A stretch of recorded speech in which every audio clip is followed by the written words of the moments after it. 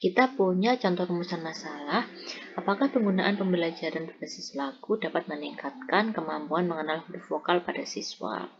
Nah, di sini kita punya indikator keberhasilan, yaitu kita lihat dari hasil observasi peserta didik, di mana berhasil ketika peserta didik mendapatkan skor minimal 76% secara individu dan skor yang diperoleh secara klasikal ya atau kelas adalah 85%.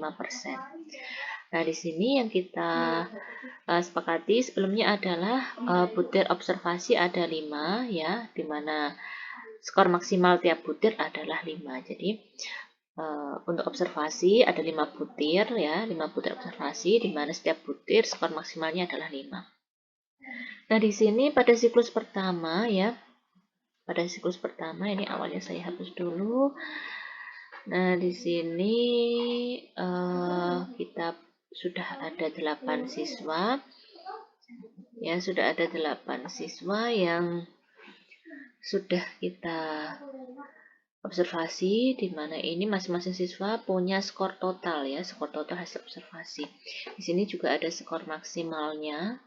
Skor total ini adalah skor hasil observasi setiap anak. Kemudian untuk skor maksimal, di sini masing-masing anak skor maksimalnya adalah 5 karena banyaknya butir ada 5. Ya, kemudian setiap butir nilai maksimalnya adalah 5. Jadi total skor maksimalnya adalah 25. Nah, kemudian kita akan mencari persentase keberhasilan dari setiap siswa terlebih dahulu. Nah, caranya ini sangat mudah sekali ya. Kita ketik sama dengan, kemudian skor total ini untuk yang baris pertama kita klik dulu, 11 yang kita klik, kemudian ketik garis miring atau bagi ya. Kemudian kita klik yang skor maksimalnya, kemudian kita kalikan 100 ya. Nah, sekarang kita klik enter. Nah, ini hasilnya adalah 44. Jadi, skornya Adi ini adalah 44% keberhasilannya. Nah, kemudian kita drag saja, kita arahkan kursor pada pojok kanan bawah sampai muncul tanda plus seperti ini ya di pojoknya. Kemudian kita klik double, kemudian sambil kita tarik ke bawah. Nah, setelah kita drag ke bawah, maka akan muncul persentase keberhasilan dari total 8 siswa. Kemudian setelah kita mencari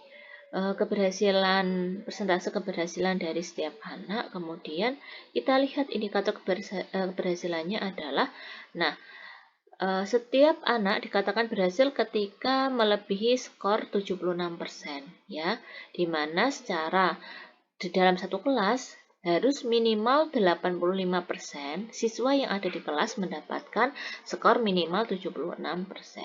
Nah, sekarang kita lihat pada siklus yang pertama ini.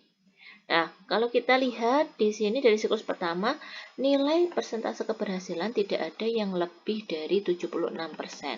Ya, berarti ini saya bisa katakan 0% siswa ya mendapatkan persentase keberhasilan kurang dari, atau 0% dan mendapatkan persentase keberhasilan lebih dari atau sama dengan 76%. Nah, karena di sini tidak memenuhi indikator keberhasilan, maka kita lanjutkan ke siklus 2.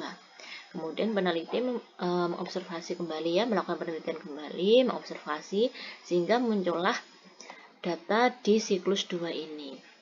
Nah, siklus 2 ini saya hapus dulu. Nah, setelah diuji atau diobservasi kembali ya di siklus 2, nah ini muncul skor observasinya ya untuk masing-masing anak. Nah, ini skor maksimalnya tadi karena ada 5 butir skor, di mana per butirnya adalah nilai maksimalnya 5, jadi skor maksimalnya adalah 25. Nah, caranya sama, kita mencari persentase terlebih dahulu. Ini 20 kita klik, kemudian garis miring, skor maksimal, kemudian kali 100. Nah, kemudian kita drag ya ke bawah. Oke. Nah, sekarang coba ini kita lihat ya. Kita lihat persentase keberhasilan individu terlebih dahulu. Nah, mari kita tandai yang nilai skor individunya adalah minimal 76%. Nah, ini 80 berarti kan lebih dari ini ya, lebih dari 76. Berarti ini bisa kita tulis berhasil. Ini juga berhasil. Kemudian ini juga berhasil. Nah, 60 karena kurang dari 76 kita lewati karena tidak berhasil. 80 berhasil. 88 berhasil, 72 tidak berhasil, 68 juga tidak berhasil. Nah, sekarang kita lihat ada berapa orang yang berhasil ya, ada 5 orang.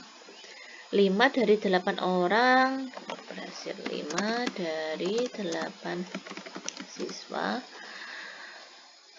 memenuhi indikator individu.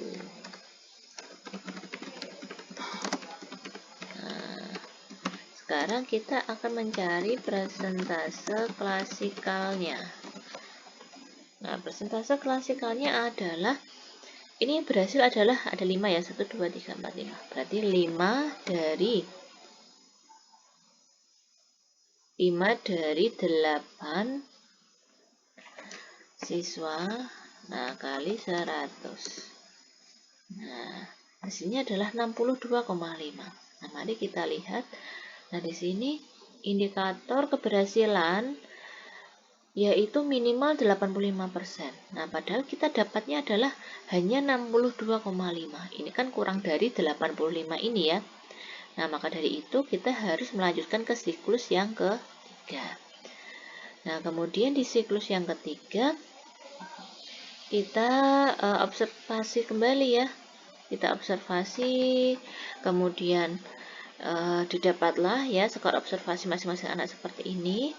Langkahnya sama, kita cari dulu persentase individunya. Ketik sama dengan 20 kita klik garis bagi, 25 kita klik juga kali 100. Nah, kemudian ini kita drag sampai ke bawah. Kemudian bisa kita beri tanda untuk yang berhasil. Nah, ini berhasil ya. 92 juga berhasil, 88 juga berhasil, 76 juga berhasil ya karena minimal 76. 80 berhasil. 80 ini berhasil, 84 berhasil. Nah, berarti di sini 7 dari 8 siswa memenuhi indikator keberhasilan individu. Nah, sekarang kita cari persentase ya, persentase klasikal. Persentase klasikalnya yaitu sama dengan 7 dari berarti 7/8 kali 100. Nah, 87,5. Nah, kita lihat indikatornya tadi ya. Secara klasikal minimal adalah 85%. Karena ini lebih dari 85% ya, kita dapatkan 87,5%, maka ini memenuhi indikator keberhasilan. Jadi penelitian PTK sudah berhenti di siklus ketiga karena sudah memenuhi indikator keberhasilannya. Terima kasih.